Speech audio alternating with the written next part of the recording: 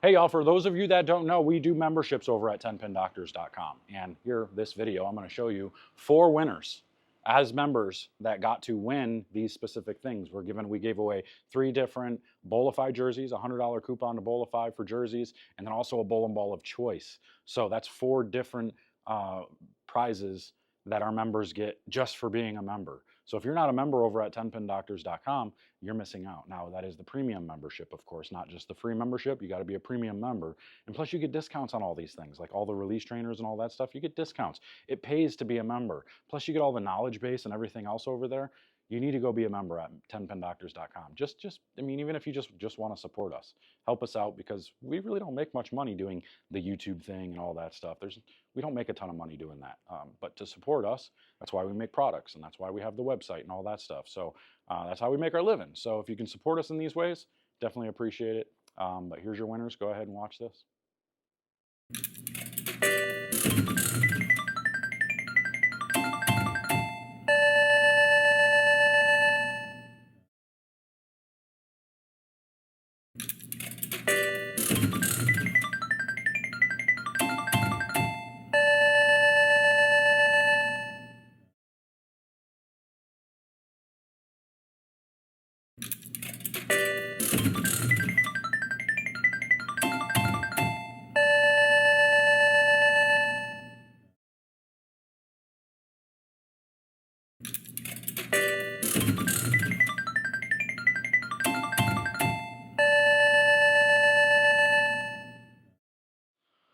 What's up, y'all? So I want to talk to you a little bit about these things. Surface. I should be using a True Cut one because I do support Creating the Difference, and I do like their Abralon or their True Cut pads a lot better than a typical Abralon pad.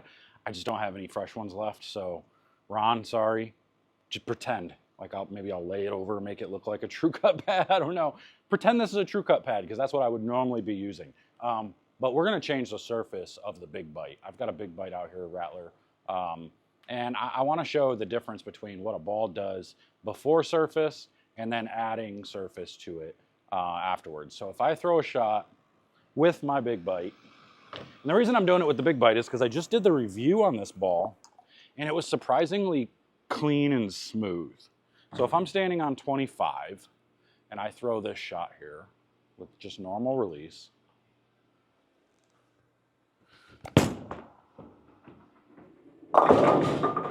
see, I get that 2-pin combination, that 2-pin type of ball motion. Now, I want that ball to hook more, to hook sooner, right? Not necessarily more overall hook, but to hook sooner. You're not going to make a ball hook more. It's going to give you the illusion it hooks more, but we're actually making it hook sooner. So I'm going to take this 500 pad, and I'm just doing it by hand. I'm not spinning it. So that's another thing y'all should kind of try to pay attention to. If you take this and you spin it on a spinner with a 500 pad, you're going to smooth the ball out. Yeah, you'll get it to hook a little bit earlier, but it's going to be that smooth reaction still. It's not really going to give it teeth, whereas if you do it by hand, you're giving it more teeth. So to make it overall sooner, a lot sooner. So I'm just going in a circular motion all around the ball. Make sure you touch the entire surface of the ball so you're not cheating. Cheater McCheatersons. So we're just going to snowball this, and I'm going to have a nice white mark on my shirt as soon as I move this away. You can see how chalky this guy's getting. See there? That's why you want True Cut pads, because that stuff actually comes out a whole lot easier. You bang it off, you got yourself a fresh pad again. So I'm going to use the opposite side and just clean this off. You can see. There we go. There. So now you can see a big difference in the surface there. So now let's see, if I stand in that same spot, how much does that itself affect my ball motion?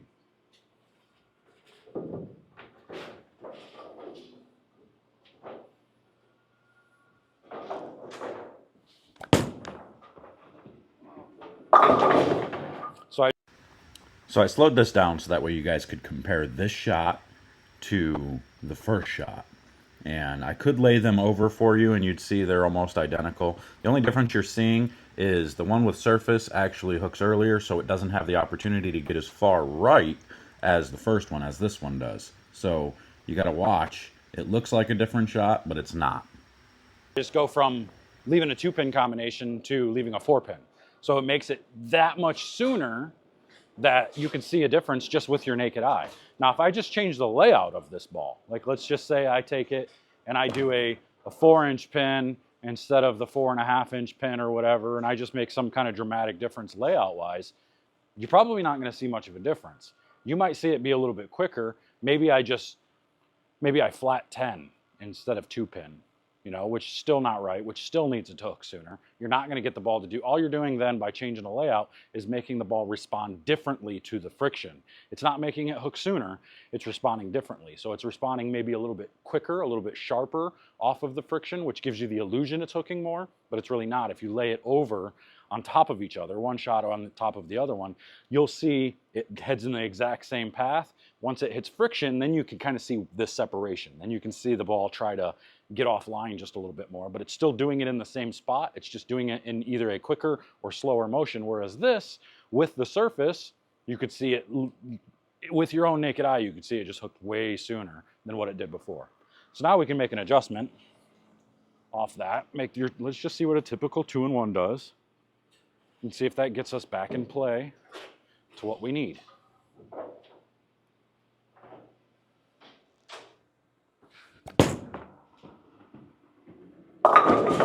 We definitely got more motion. So a 2-in-1, and I missed it to the right into the friction. That proves my point right there alone. You can see how much more this ball is hooking. Oh, I keep saying that. Don't listen to me when I say it hooks more. Listen to me when I say it hooks earlier.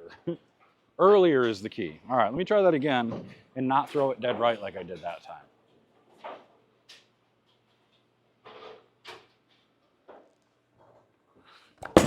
That's better.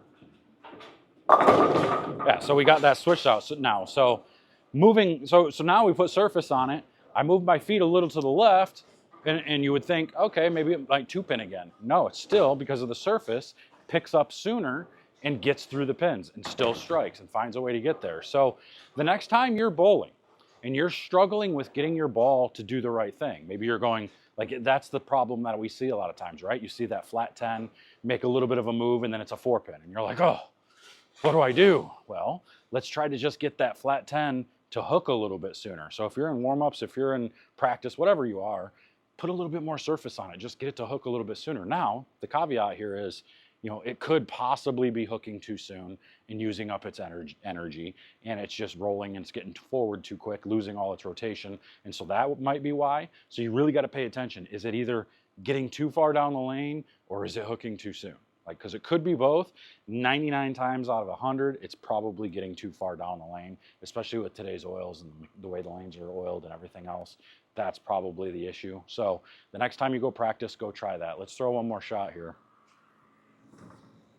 Now I want to show you. Let's go back to where I 4-pinned, and I'm just going to pick up my speed a little bit and see what that does.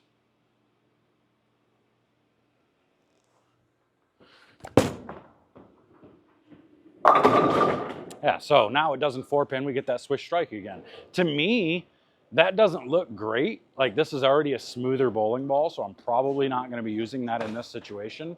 But if that's the closest thing you've got, these are the keys to being able to fine-tune your ball reaction to make sure you have what you need to get through the pins. Because otherwise we're sitting there frustrated and wondering why we're averaging 210 while everybody else is averaging 230. Trust me, these are my issues. I don't play with surfaces enough, and so I'm going to be doing a lot of videos over the next few months for me getting prepared for bowling some of the major events next year. I'm going to do a lot of different videos, doing a lot of different reviews, changing surfaces, messing around with these different types of things to see it different, to change my eyes, to get myself to understand what a bowling ball needs to do differently. I know what a bowling ball needs to do differently, but I need to be able to see it, and I need to be able to make it happen. And you guys can learn from me, which you've already been learning from my mistakes, because I keep talking about my mistakes and the things I'm doing wrong. Even knowing what I need to do, that doesn't necessarily mean I can do it, right? I know what to do. I got to figure out how, in my mind, in my body, am I going to create what I know needs to happen.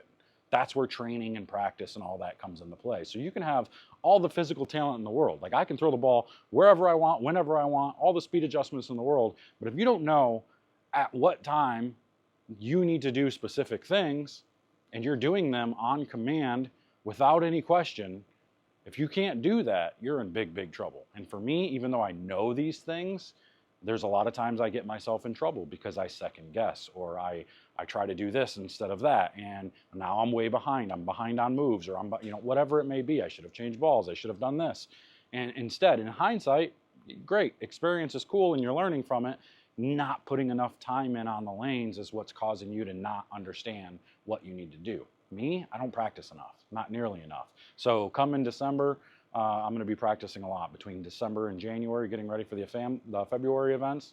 I'm going to be practicing a lot and doing a lot of these things, so pay attention to that. Hey, head over to 10pindoctors.com. If you don't have a release trainer, you need to get a release trainer. I got release trainers over there, over at bowlerx.com. We've got the 8-ball bowling ball racks. The cheapest thing you're going to find. It's awesome. They're amazing. They're sturdy.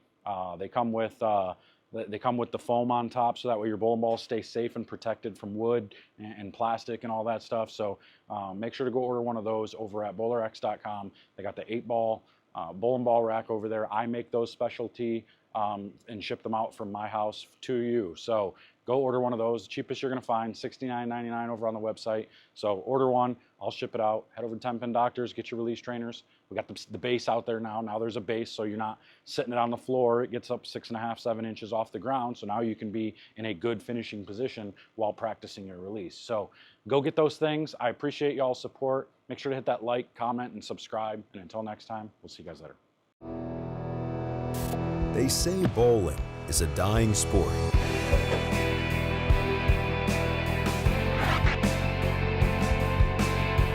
A dying sport. I disagree. I disagree. I disagree. I disagree. I disagree. Bowlerx.com for the love of bowling.